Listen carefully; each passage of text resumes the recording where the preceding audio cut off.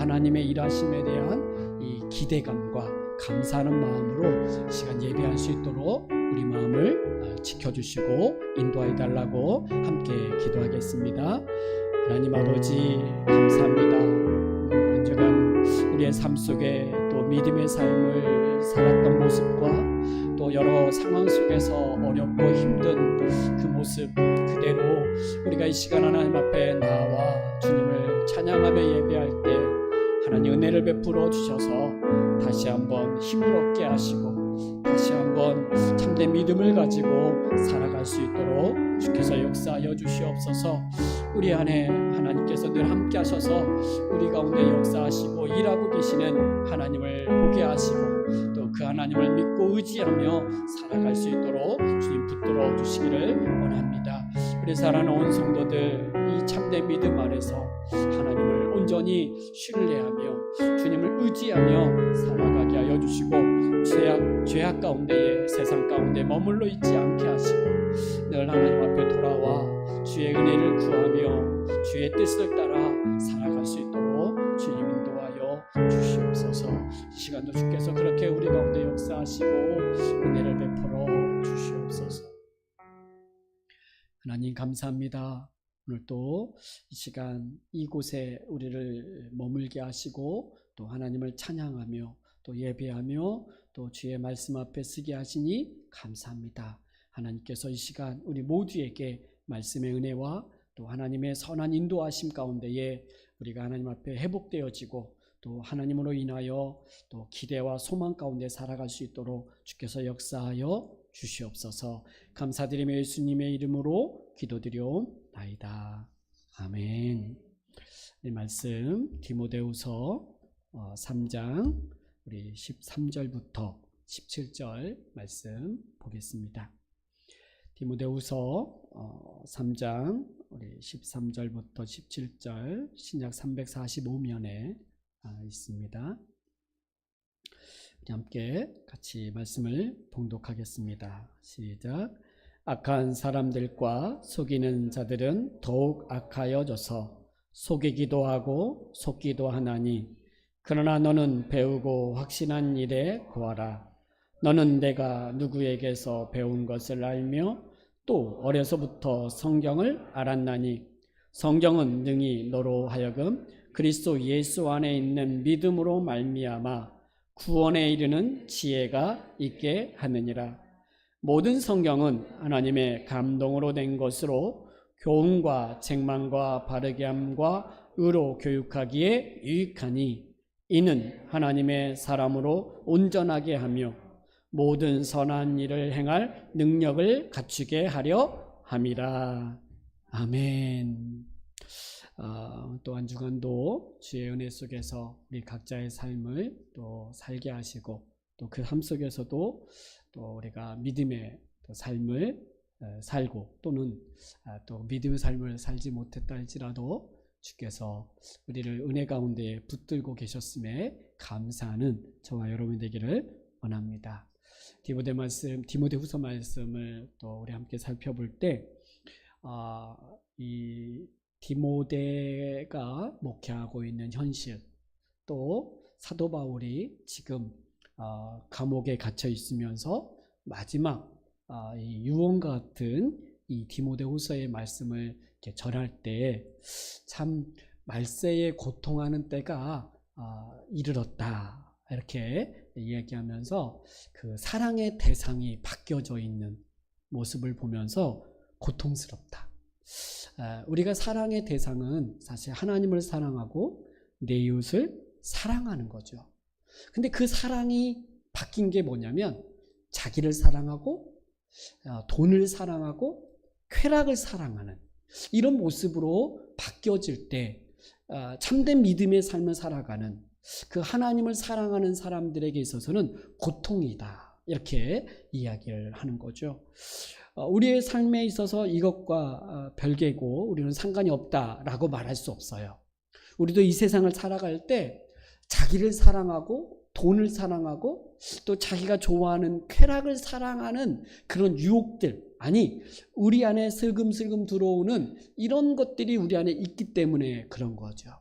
근데 그것이 분명히 그것을 쫓다 보면 결국은 하나님의 사랑에서 멀어지고 경건함에서 멀어져 버린다는 거예요. 그러니까 우리가 그런 것들이 우리 안에 일어날 때 이거 이상하다. 이건 경건함이 아니고 바른 삶이 아니라는 인식을 갖고 밀어놔야 되고 생각을 바꿔야 되고, 우리가 자꾸 자기중심적으로 돌아가려고 하는 내 모습을 볼 때 자기 안위, 자기의 이익 이런 것들을 자꾸 생각하면서 계산하면서 살아가려고 하는 내 모습이 이렇게 비춰질 때 이거 이상하고 이게 지금 뭐가 문제가 있구나라고 인식해야 된다는 거예요. 이걸 인식하고 문제로 인식하지 않으면 결국은 이 말세에 고통하는 때에 이 모습이 내 모습이 될 수 있기 때문에 그런 거죠. 사람들은 경건함에 대한 이야기할 때 이 경건함이 말로써 경건함에 이른 게 아니에요. 입으로는 경건함을 말하지만 또 외적으로는 경건함을 이야기하는 것처럼 보여지는 것처럼 하지만 경건의 능력이 나타나지 않을 때 그저 경건의 흉내는 내릴지 모르겠어요. 그러니까 하나님을 사랑하고 내 이웃을 내 몸처럼 사랑하는 삶의 모습을 살아가야 되는 걸 알면서도 자기를 사랑하고 돈을 사랑하고 쾌락을 사랑할 때 그렇게 가버리면 말로는 하나님 사랑, 이웃 사랑을 하지만 실제적인 능력은 나타나지 않는다는 거야. 그래서 더 고통의 때가 뭐냐면 경건의 모양은 있으나 경건의 능력은 부인하는.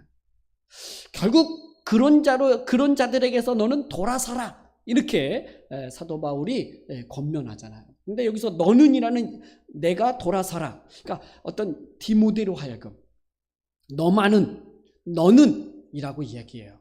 다른 사람은 그 시대가 그러니까 많은 사람들이 그렇게 사니까 그렇게 살아간다고 이야기하고 그것이 옳은 것처럼 말할 때 그러나 너는 그런 길에서 돌아서라 이렇게 권면하고 있는 거죠.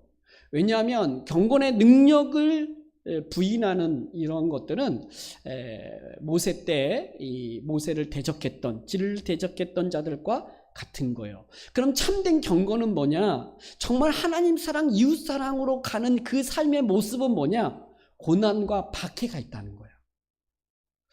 왜 경건한 삶을 부정하냐면, 경건의 능력이 부정하냐면 이 고난과 박해를 받지 않으려고 하기 때문에 그래요. 사도 바울도 그렇고 디모데도 그렇고 이 경건한 삶을 살아갈 때 뭐가 따라오냐면 고난이 따라오고 박해가 따라온다는 거예요. 그래서 3장 12절에 이렇게 말하죠. 무릇 그리스도 예수 안에서 경건하게 살고자 하는 자는 박해를 받으리라. 이건 그냥 받을 수도 있고 안 받을 수 있는 게 아니라 그냥 경건하게 살고자 하는 자는 박해가 받는다는 거예요. 그러니까 바로 샘플이 누구냐? 바울이었다는 거예요. 그래서 바울이 1차 전도여행 때에 그 당했던 고난을 너 보지 않았냐? 디모데 네가 보지 않았냐? 그러니까 이게 경건함의 삶의 모습은 결국은 고난과 박해가 겸해져 있는 거죠. 그럼 왜 고통이냐? 이 고난과 박해 때문에 경건한 삶을 떠나버리니까 그래요. 그래서 오히려 우리 그리스도인들 참된 믿음을 가진 사람들은 이 박해와 고난에 대해서 받아야 된다. 그럼 뭐가 박해고 뭐가 고난이냐라고 말할 때 여러분 자기를 부인하는 것, 아니 자기를 하나님을 위해서 희생하고 다른 사람에게 자신을 내어줄 때 오는 이 희생, 이 헌신, 사랑, 이게 바로 저는 이걸 지키려고 할 때 고난과 박해가 있는 것 같아요. 손해보는 거 있잖아요. 손해보는 거. 시간을 막 낭비하는 것처럼 보이는, 다른 사람은 편하게 살아가는 것 같은데 나만 왜 이렇게 이렇게 힘들게 이렇게 헌신하고 봉사하고 살아가야 되는가 라고 할 때 이게 나만 힘들다, 다른 사람들은 편하다 이렇게 보여지면서 그거에 대한 갈등이 일어나는 순간 고난을 또 박해를 피하게 되어지거든요. 그러니까 이걸 자신을 내어주는 게 영광인 거예요. 십자가의 은혜 아래 있는 사람은, 그 하나님의 사랑을 받은 사람은 내가 주를 위해서, 다른 사람을 위해서 헌신하는 이것이 고난으로만, 희생으로만 받아들이지 않고 영광으로 받아들이기 때문에 그 고난과 박해를 그냥 받아버리는 거예요. 자신을 내어주는 것이 희생이라고 생각하지 않아요. 근데 다른 사람은 그 사람의 사랑과 희생을 통하여 어떤 것들을 도움을 받으니까, 우와, 저 사람은 저렇게 희생하고 저렇게 사랑하며 살까, 이렇게 말할 때 정작 희생하며 사랑하는 그 사람은, 복음 안에서, 말씀 안에서 있는 사람은 희생이라고 생각하지 않죠. 나 같은 사람이 어떻게 이렇게 살 수 있을까? 이렇게 다른 사람을 위해서 나의 것을 내어주면서 살 수 있을까? 참 감사하다. 영광이다. 그래서 이 영광의 삶으로 고난과 박해를 해석하기 때문에 그 고난 안에서도 고난을 피하지 않아요. 박해를 박해로 받아들이지 않고 영광으로 생각하는 거예요. 그러니까 사도 바울이 감옥에서 복음을 전하다가 이 감옥에 갇혀서 이제 죽음을 이제 직감하고 있을 때도 이곳에서 나가게 하거나 이 고난에서 벗어나게 해달라는 기도를 안 해요. 왜냐하면 이것이 영광이라고 생각했기 때문에 그런 것 같아요. 그러니까 믿음의 사람들의, 우리 믿음의 선배들을 볼 때 정말 믿음과 복음 때문에 희생하고 헌신하고 순교하고 이런 삶을 살 때 그들은 희생이라고 생각하지 않는 거예요. 우리가 볼 때는 희생이라고 보는데 정작 본인들은 영광으로 생각하니까 그 길을 가는 것 같아요.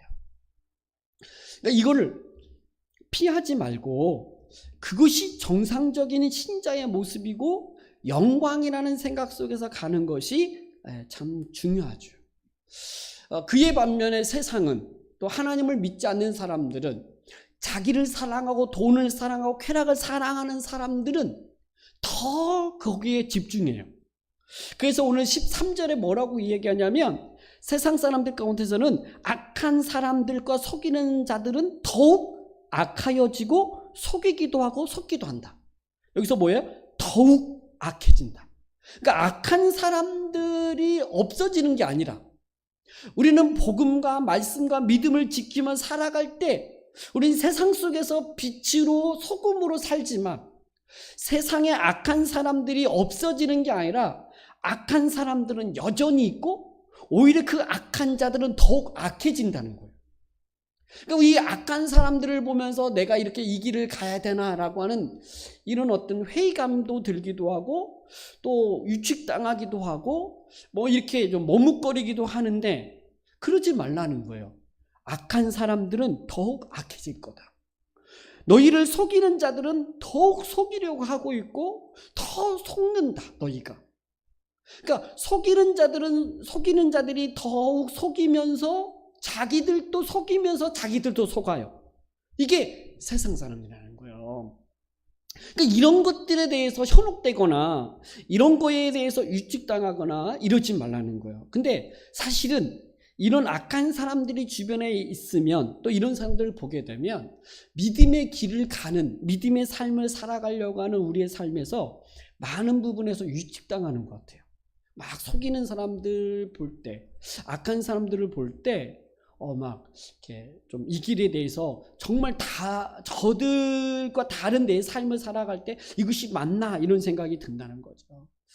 한국 교회 또 여러 가지 뭐 그 성공, 부흥, 또는 뭐 유명해지는 것들, 이런 어떤 흐름 속에서 그런 것이 아니라 정말 복음 안에서 성경적으로 이런 어떤 것들을 추구할 때 우리는 세상적인 기준으로 보면 막 유명해지고 커져가는 것들에 대한 선망, 이렇게 가면 저는 좀 복음과 다르다는 거예요. 본질적이고 핵심적인 것들 안에서 머물러 있지 않고 자꾸 세상의 그런 것들을 보면서 이렇게 유축당하지 말고 우리가 가야 될 길이 무엇인지를 분명히 알고 가야 된다라고 하는 거죠. 악한 사람들은 없어지지 않고 여전히 우리 주변에 악한 사람들이 있고 더욱 악해지고 더욱 속이는 자들은 속이려고 우리에게 다가올 거예요. 이럴 때 그럼 우리는 악한 사람들과 속이는 사람들을 보면서 어떻게 내가 저 악한 사람들에게 당하지 않을까? 저 속이려고 하는 사람들에게 내가 어떻게 속지 않을까라고 연구할 게 아니라 14절 바울은 그런 사람들 속에서 너는 그러나 너는 이라는 말을 썼어요. 그러나 너는 이라는 말이 뭐예요? 13절에 이 고통하는 이 1절부터 13절까지의 이 이야기, 이것에 대해서 받으면서 그러나 너는이죠. 그러나 너는. 근데 너는이라는 이 인칭을 쓸 때 너만은 이라고도 이해할 수 있어요. 많은 사람들이 악해져 가고 또 막 주변에는 속이는 자들이 더욱 속이려고 할 때 안 당하려고 하는 게 아니라 그러나 너만은 뭐에 집중해야 되냐면 배우고 확실한 일에 거하라는 거예요. 여기서 배우고 확실한 일이 뭘까요? 하나님의 말씀이죠. 하나님의 말씀에 집중을 하는 거예요. 그리고 거기 안에 거하라 이렇게 이야기하는 거죠. 그러니까 세상이 어두워져 갈 때, 악한 자들이 우리 주변에 막 일어날 때, 그때 우리가 무엇에 신경을 쓰고 뭐에 집중해야 되냐면 하나님의 말씀에 집중해야 되고 그 말씀에 머물러야 되고 그 말씀을 배우는 일에 열심을 가져야 된다는 거예요. 이 시대에 막 내가 얼마나 힘들게 살아가는데 위로해 줘야 되고 격려해 줘야 되고 힘을 주셔야지. 근데 그런 것들은 뭐냐면 말씀을 통해서 하나님을 알 때 힘이 나오고 위로를 얻게 되어지는 거죠. 그러니까 하나님의 말씀에 집중해야 되는 것 같아요. 그래서 이 하나님의 말씀인 성경을 우리가 가까이 하고 또 그 말씀에 확신하고 그 말씀 안에 머물 때에 주어지는 은혜가 뭐냐면 바로 구원에 이르는 지혜를 얻게 한다는 거예요. 이것은 디모데도 이미 알고 있는 바예요. 성경을 통해서 구원의 확신을 갖게 되잖아요. 어떤 능력을 체험하고 이 기적을 보았기 때문에 구원에 확신하는 게 아니에요. 막 병든 사람이 고침을 받는 걸 봤다고 내가 구원에 확신하는 게 아니라는 거예요. 내가 아팠는데 내가 이 아픈 죽을 뻥에서 살아났다고 해서 내가 확신을 얻는 게 아니라는 거예요. 구원의 확신은 하나님의 말씀을 통해서 예수 그리스도께서 우리를 위해서 행하신 그 일들을 통하여서 우리가 구원의 확신을 얻는 거지 이적이나 표적들을 보았다고 되는 게 아니라는 거죠. 이것은 디모데도 이미 경험한 거예요. 그래서 15절에 또 어려서부터 성경을 알았나니 누가? 너는. 디모데 내가 어려서부터 성경을 알았다는 거예요. 그리고 성경은 능히 너로 하여금 그리스도 예수 안에 있는 믿음으로 말미암아 구원에 이르는 지혜가 있게 하느니라. 어려서부터 부모로부터 어머니와 할머니로부터 성경을 배웠어요. 우리가 성경을 배우는 것들, 그래서 아는 것들이 참 중요한데 어릴 때 잘 모를 때 초등학교 들어가기 전 한글을 띨 때부터 성경을 좀 알려주고 가르쳐주고 하나님의 말씀을 좀 읽으며 외우게 하면서 그 하나님에 대해서 이렇게 나누는 이런 것들이 좀 필요한 것 같아요.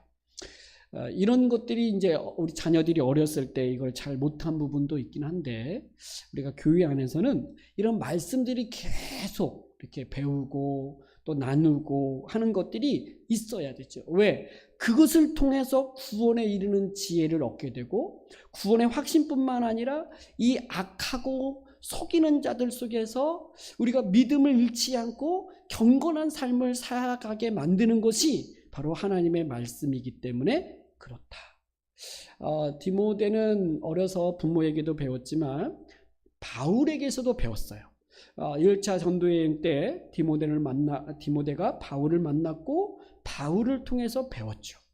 하나님의 말씀을 배웠고 그 말씀을 통하여서 이제 그가 지금 이 말씀을 가르치는 것뿐만 아니라 이 말씀에 거하는 이 일들을 하고 있죠. 그럼 성경은 어떤 거냐? 네가 구원에 이르는 지혜뿐만 아니라 16절에 보면 모든 성경은 하나님의 감동으로 된 것으로 이렇게 얘기했어요. 성경, 우리가 66권 이 말씀은 하나님의 감동으로 되었다. 또는 영감으로 되었다. 이 감동을, 영감을 성령의 역사하심 속에서 기록되었다. 이렇게도 볼 수 있어요. 그러니까 성경의 저자는 사실은 바울이 지금 디모데 후서를 쓰고 있지만 이건 성령의 역사하심 속에서 이 바울을 사용하여 이것을 쓰고 있다. 그러니까 성령의 역사하심 속에 이 성경이 기록되어 있어요. 그 성령은 하나님의 이 성경을 읽는 자들로 하여금 감동을 주고 하나님의 말씀을 깨닫게 하고 이 말씀의 능력 안에 머물게 하는 것이 성령의 역사죠. 그러니까 문자적인 글이기는 하지만 이 성경을 읽을 때 이 성경 안에 이 말씀에 살아 역사하고 있는 성령의 역사가 있다는 거예요. 그러니까 우리가 성경을 읽을 때 그냥 문자적으로 하나의 이야기를 그냥 하듯이 읽듯이 읽는 게 아니라 읽어나감 속에 성령의 감동, 깨닫게 하시는. 그래서 성령께서 이 말씀을 통하여 우리로 하여금 어떤 이 것들을 주게 되냐면 교훈을 얻게 한다는 거예요. 여러분, 교훈이라는 것이 뭐냐면 성경을 읽을 때 가르친다는 거예요. 성경이 나를 가르쳐요. 어떻게 살아가야 되는지. 교훈이라는 말은 가르친다는 거예요. 그래서 이 가르치게 하고 또 내가 잘못하는 것들이 있다면 성경은 우리로 하여금 책망하죠. 그러면 안 돼. 그렇게 살면 안 돼. 그렇게 생각하면 안 돼라고 하나님의 말씀인 성경이 우리를 책망하죠. 그러니까 성경을 읽을 때 이런 책망과 가르침들이 있어요. 아마 이것은 이 교훈과 책망, 이것은 교리적인 어떤 측면에서 우리로 하여금 가르치는 것들이죠. 또 하나는 바르게 함과 의로 교육한다라는 말이 있어요. 이 바르게 함, 그러니까 바른 삶을 살게 해요. 어떤 것이 옳은가, 옳고 그름에 대해서 하나님의 말씀이 우리로 하여금 알게 하는 거죠. 그래서 바른 길을 가게 해요. 그리고 의로 교육하기에 유익하다라 할 때 이 의로 교육하다라고 할 때는 실천하게 만들죠. 말씀대로 내가 살게 해요.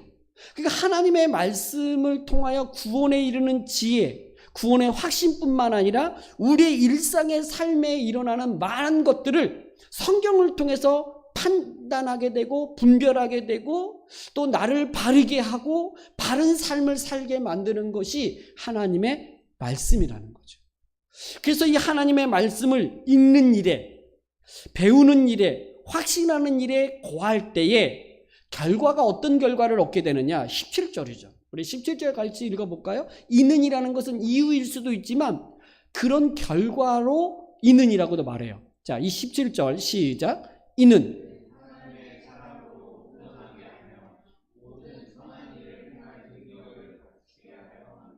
아멘. 하나님의 말씀이 우리 안에 살아있을 때 바로 하나님의 사람으로 온전하게 돼요. 세상의 어떤 파도나 세상의 어떤 정신과 가치관에 현혹되지 않고 분별하죠. 옳고 그름을 되게 하는 것이 하나님의 말씀이고, 그래서 하나님의 사람으로 거룩한 삶을 살게 하죠. 모든 선한 일을 행할 능력을 갖추게 한다. 이게 하나님의 말씀이라는 거예요. 그러면 이게 하나님의 말씀이 바로 이렇게 우리 안에 이런 역사를 하고 우리를 이렇게 막 바꾸어 가게 하시는데, 그럼 우리가 하나님의 말씀을 읽는 것과 아는 일에 열심을 품어야 되죠. 배우는 일에. 알고 있어. 우리는 그 말씀 들었어. 10년, 20년, 30년 신앙생활 하다 보면 웬만한 성경의 이야기를 한 번 정도는 들어보기도 하고 또 읽어보기도 했던 말씀들이죠. 우리는 이미 어떤 선입견을 가져요. 그 말씀 알아. 근데 그 안다라고 하는 개념이 어떤 개념이냐면 성경은 안다. 여기서 그 13절부터도 여러분 안다라는 표현들이 많이 반복이 돼요. 뭐 14절에서도 배운 것을 알며 또 성경을 알았나니 뭐 이렇게 해요. 그러니까 안다라고 하는 것은 지식적인 측면으로만 아는 것이 아니라 내가 동의되어지고 실천되어지는 것까지 갈 때 안다라고 얘기해요. 그것이 뭐냐면 그 14절에 말할 때 그러나 너는 배우고 확실한 일에 거하라라는 이 동사들이 있는데 배우고 이게 지식적 동의예요. 배워야죠. 그리고 확신하는 일 이게 뭐냐면 마음의 동의예요. 그러니까 알고 배운 것에 대해서 내가 마음으로 동의되어지고 거하다라고 하는 것은 실천적이고 신뢰하는 어떤 삶의 영역으로 나타나는 거예요. 그러니까 성경을 읽을 때 또는 들을 때에 우리가 하나님의 말씀을 들을 때 안다라고 할 때 그래 지식적으로는 한번 들었기 때문에 안다라고 말할 수 있지만 뭐가 따라와야 돼요? 마음의 동의와 실천적 어떤 삶의 그 말씀대로 살고 있는 순종의 모습들까지도 가고 있는가를 점검해야 된다는 거예요. 우리는 가끔 성경의 말씀을 들을 때 안다라고 할 때 지식적인 측면에서 알고 있는 말씀이야 라고 머물러 버리면 안 돼요. 그 알고 있는 말씀이 내 마음에 동의되어지고 그 말씀이 내 안에서 이게 움직여지고 살아있는 말씀으로 내가 받아들여지고 그 말씀대로 순종하며 실천적인 부분으로 가기까지 이것을 안다라고 말해야 된다는 거예요. 그러니까 사도 바울이 그 악한 사람들과 속이는 사람들이 더욱 많아지고 이 말세에 고통하는 때에 이 고통들이 있을 때 그러나 너는 그런 시대, 그런 상황, 그런 여러 가지 것들이 주변에 있을 때 그러나 너만은 뭐에 집중해야 되느냐? 하나님의 말씀을 배우는 일에 확신하는 일에 거하라. 그것을 통해서 너가 갖게 되어진 그 은혜를 알지 않냐? 어려서부터 성경을 통해서 너는 구원의 확신, 구원에 이르는 지혜를 가졌을 뿐만 아니라 그 말씀이 끊임없이 교훈하고 책망하고 바르게 하고 의로 교육하기에 유익함을 알고 그것을 통하여 내가 하나님의 사람으로 온전케 되어지며 모든 선한 일을 행할 능력을 갖추게 된다는 이 말씀을 알기에 악한 자들에게 내가 당하지 않으려고 그런 접근의 삶이 아니라 말씀으로 돌아가고 말씀 중심으로 살아가는 일에 너만은 거기에 힘써라 이렇게 말씀하고 있는 거죠. 이것은 바울이 디모데에게만 한 이야기가 아니라 오늘 이 시대에 살고 있는 우리 믿음의 사람들에게도 동일하게 하시는 말씀이다. 그러면 좀 더 객관적이고 구체적으로 우리의 삶을 볼 때 믿는 사람인데 내가 얼마나 하나님의 말씀을 가까이 하고 읽고 묵상하며 그 말씀이 내 안에 살아있는가 이걸 점검해야 되겠죠. 읽는 일과 또 그 말씀에 대해서 묵상하는 것과 그 하나님의 말씀을 실천하려고 하는 하나님을 사랑하고 내 이웃을 내 몸처럼 사랑하려고 하는 그래서 자신을 내어주려고 하는 그런 삶의 모습을 살려고 하고 있는가 또는 어떤 영역에서 그런 삶을 보여주고 있고 어떤 영역에서는 그게 잘 안 되는지에 대해서 늘 자신을 살피고 점검하면서 가고 있는가에 대해서 우리가 봐야 되겠죠.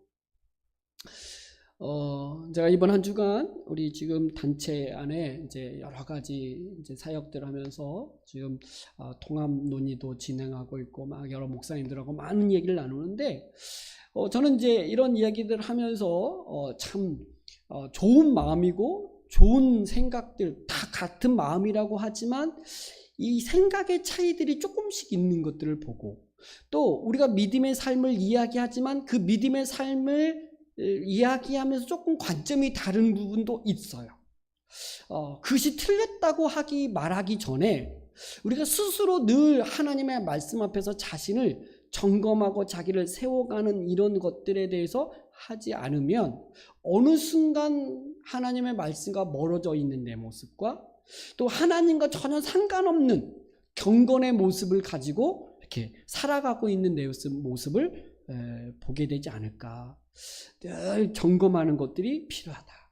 저도 그렇고 우리 사랑하는 성도님들도 그렇고 그래서 늘 말씀으로 돌아가고 복음으로 돌아가고 십자가의 은혜를 붙들고 감사하며 살아가는 그 모습이 우리의 심령 안에서 또 매일매일 삶 속에서 이것이 멈추지 않고 지속적으로 일어나는 은혜의 삶을 살아가는 저와 여러분이 되기를 원합니다.